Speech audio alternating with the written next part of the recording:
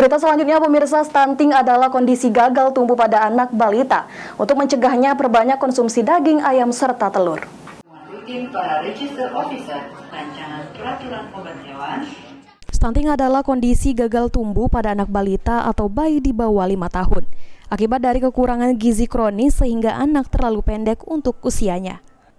Pencegahan stunting itu sendiri dibutuhkan banyaknya asupan gizi untuk pertumbuhan anak, salah satunya mengkonsumsi daging ayam dan telur, untuk mempercepat pertumbuhan serta mengurangi resiko malnutrisi.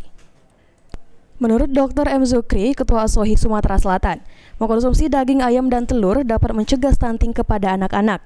Ketika ditemui usai sosialisasi dan edukasi tentang pentingnya mengkonsumsi daging ayam dan telur pada usia sekolah dasar di SD Negeri 5 Talang Kelapa, Desa Pangkalan Benteng dalam rangka HUT ASOHI ke-44 tahun.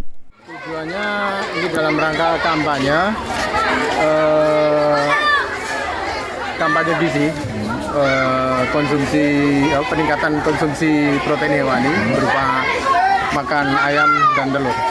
Ini kan telur sama ayam kan bisa mencegah stunting. Apa aja tindakan dari ASOHI yang ini? Ya, salah satunya ini kita mengkampanyekan konsumsi makan ayam dan telur sebagai peningkatan konsumsi protein dalam rangka menurunkan angka stunting di masyarakat.